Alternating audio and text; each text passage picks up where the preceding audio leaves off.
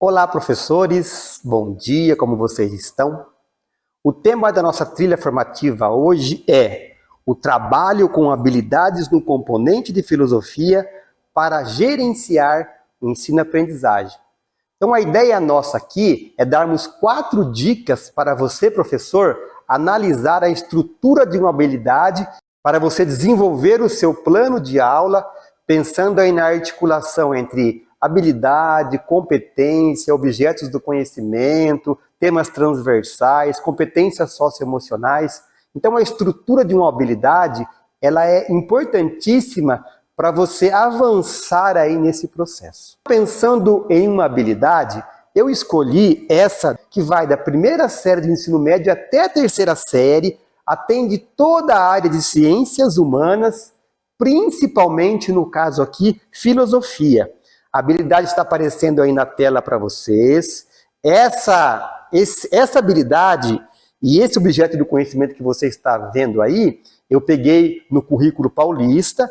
E para mostrar o alinhamento que existe entre o currículo paulista e os materiais de apoio, eu peguei também aqui essa mesma habilidade, esses mesmos objetos do conhecimento no material de apoio Currículo em Ação, a primeira série do ensino médio. Então a ideia aqui é analisarmos a estrutura dessa habilidade dentro da área de ciências humanas, no currículo de filosofia, na primeira série do ensino médio, no primeiro bimestre, tendo como ponto de partida o currículo paulista e o material de apoio Currículo em Ação.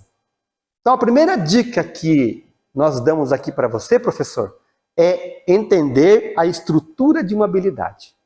Ora, quando você entende a estrutura de uma habilidade, você pode aplicar essa regra também para as competências, quer elas gerais ou socioemocionais. E a estrutura de uma habilidade, ela está dividida em 3 partes. Primeiro, tem o verbo ou os verbos. Segundo, você tem o complemento do verbo. E em terceiro, você tem os modificadores.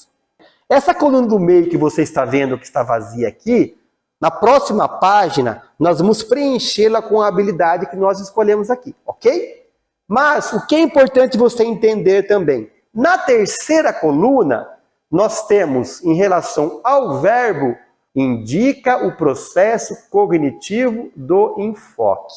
A segunda linha da primeira coluna, o que ela trata? Ela indica o objeto do conhecimento, temática e conteúdo da habilidade.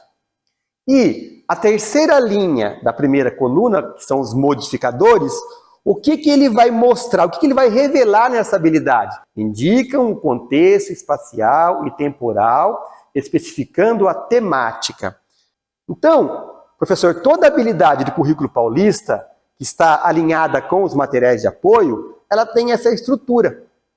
Essas 3 partes, que quando nós jogamos para essa habilidade que nós estamos trabalhando, fica dessa forma aqui, ó. Quais são os verbos dessa habilidade? Identificar, analisar e comparar. Olha eles aqui. Quais são os complementos desse verbo? Aí eu vou seguir aqui a linha da habilidade. Diferentes fontes narrativas expressas em diversas linguagens. E qual é o modificador dessa habilidade? Com vistas à compreensão de ideias filosóficas e de processos e eventos históricos, geográficos, políticos, econômicos, sociais, ambientais e culturais. Qual é a intenção de nós mostrarmos para vocês aqui a estrutura de uma habilidade? Eu penso que a nossa intenção aqui, como já foi dito, é garantir que você, professor, que vocês, professores, consigam olhar para a habilidade e realizar o estudo, ter a compreensão dessa estrutura da qual ela é formada, tanto a habilidade quanto as competências.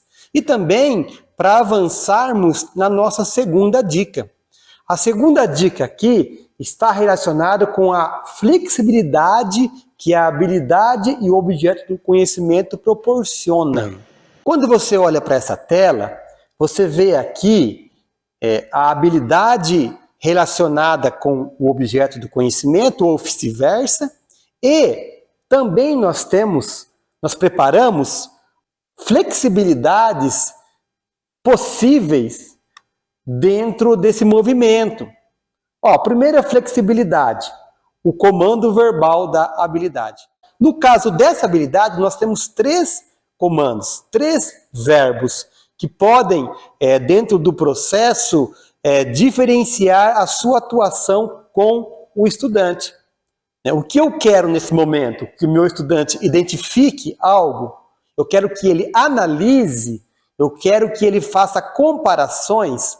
Então são verbos que vão definir a sua ação dentro do seu plano de aula. A segunda flexibilidade é a diversidade de trabalho que podemos elaborar a partir do complemento do verbo na habilidade. Olha que interessante.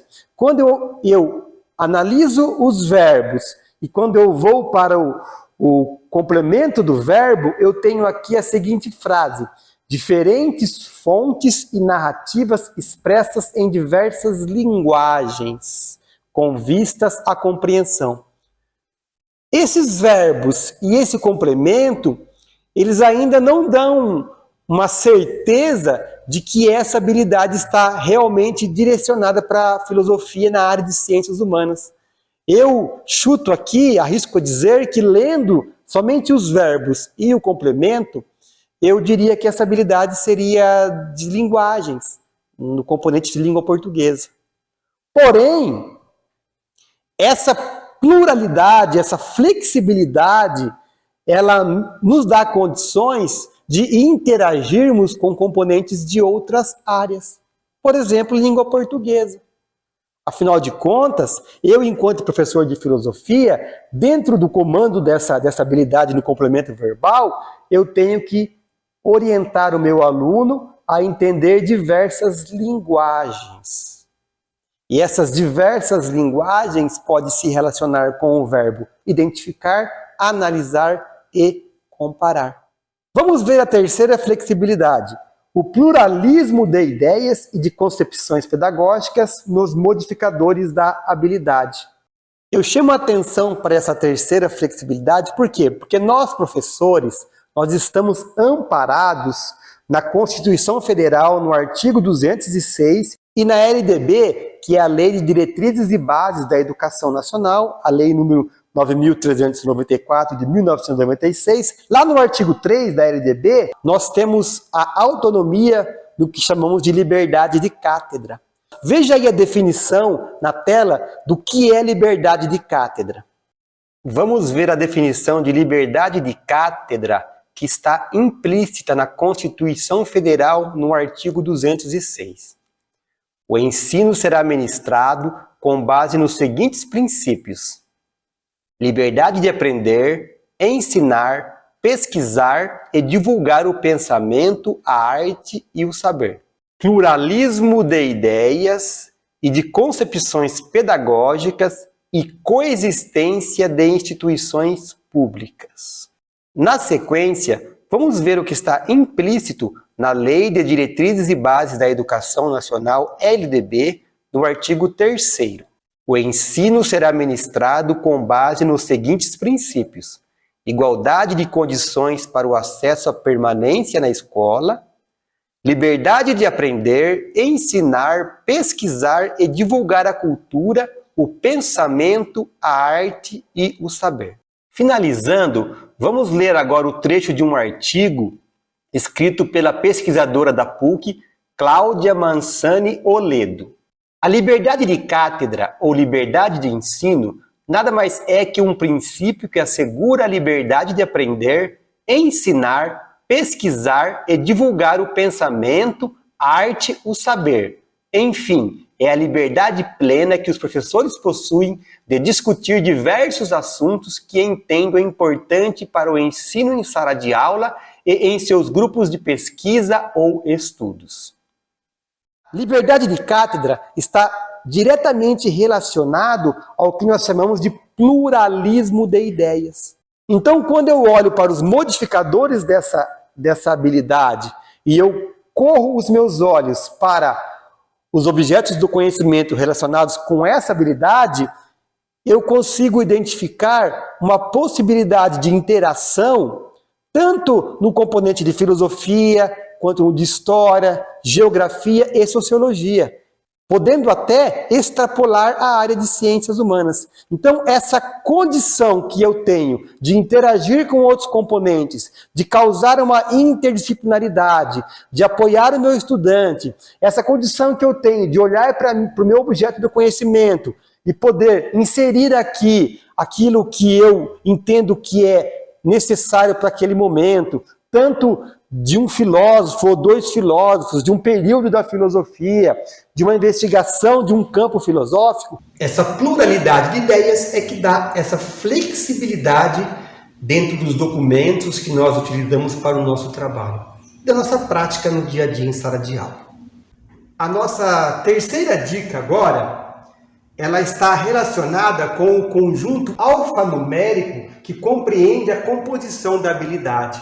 Esse código que vocês estão vendo aí na tela, esse aqui, ó, ele define o segmento, o ano e série em que a habilidade vai ser desenvolvida, a área do conhecimento e a competência que faz relação com essa habilidade. Facilita a vida do professor, por quê? Porque nós também preenchemos documentos e quando nós precisamos pesquisar uma habilidade para inserir em um documento ou até mesmo para encontrar a sua convergência com outras habilidades e outras competências, esse código ele é de grande utilidade. Finalizando a nossa trilha, vamos entrar agora na quarta dica, que é identificar a interdisciplinaridade e espiralidade na estrutura de uma habilidade. E para isso, eu quero mostrar aqui duas maneiras que facilitam o nosso trabalho quando vamos identificar a interdisciplinaridade em uma habilidade. A primeira é analisarmos os materiais de apoio e o currículo paulista. Eu sou professor de filosofia na primeira série do ensino médio, mas eu tenho que entender que nós temos algo chamado educação básica, que vai desde os anos iniciais até o ensino médio. Quando eu tenho a compreensão das outras séries, dos outros componentes da minha área, entender como que funciona na segunda série, na terceira série, mesmo que eu não seja professor, para que eu possa, de certa forma, contribuir, garantindo que esse estudante avance e tenha ali o mínimo de habilidade para continuar os seus estudos, mesmo que eu não seja professor da segunda série, quando eu tenho essa compreensão, aí sim eu entendo a importância da interdisciplinaridade. E isso eu posso alcançar estudando os materiais. Porque quando você acessa o currículo, ele te dá todas as séries do ensino médio. Os materiais que possibilitam esse estudo, eles estão na plataforma da IFAP. É só entrarmos lá e estudarmos. O professor ele tem essa responsabilidade, né, de sempre ser um estudante, né? Para nós, professores, principalmente, isso nunca acaba, né? A gente sempre está adquirindo novos conhecimentos. E para isso, né, é que esses materiais estão disponibilizados. Muito bem, a nossa segunda possibilidade são as interações pessoais que nós temos no ambiente em que estamos trabalhando, no caso, a escola. Nós temos ali espaços e tempos pedagógicos que possibilitam a discussão na área do conhecimento e até mesmo em outras áreas, né? Extrapolando aí esse movimento para discutirmos o avanço do trabalho dentro da interdisciplinaridade. Mas para que isso aconteça, a nossa prática tem que ser mudada. O ambiente da escola ele é multidisciplinar, mas nós podemos mudar isso com a nossa prática pedagógica utilizando os materiais que nós temos em mãos. Um outro aspecto é a espiralidade. E para exemplificarmos a ideia de espiralidade, nós trouxemos aqui a habilidade que estamos trabalhando desde o começo da trilha, elencada aos objetos do conhecimento dentro da área de ciências humanas. Olha aqui, eu tenho objetos de filosofia, geografia, história e sociologia. Então, essa espiralidade ela proporciona que eu, professor de ciências humanas, consiga alinhar com os outros professores para juntos trabalharmos o desenvolvimento dessa habilidade, no caso aqui, na primeira série do ensino médio, utilizando objetos do conhecimento que vão enriquecer a aprendizagem do estudante. Digo enriquecer por quê? Porque o enriquecimento se dá através de uma intencionalidade. Quando nós, professores, nos unimos e discutimos aquilo que vai ser trabalhado para não ter um choque ali de objetos do conhecimento e tornar a aula cansativa. Então, para que a minha aula seja interessante e para que eu não prejudique a aula do próximo professor que virá, por exemplo, se for de história, eu tenho que ter esse alinhamento. Porque senão pode ser que o professor entre e atue dentro do mesmo objeto do conhecimento e acabe tornando a aula cansativa. Então a espiralidade, ela proporciona que eu avance com a habilidade até um determinado momento, que eu volte com a habilidade. Ela proporciona que eu pense como eu vou avançar dentro dessa proposta nas outras séries. Por quê? Porque essa habilidade aqui, em especial, como eu já disse, ela se repete, é recorrente da primeira série à terceira série. E ela transita todos os componentes da área de ciências humanas. Então essa é a ideia de espiralidade.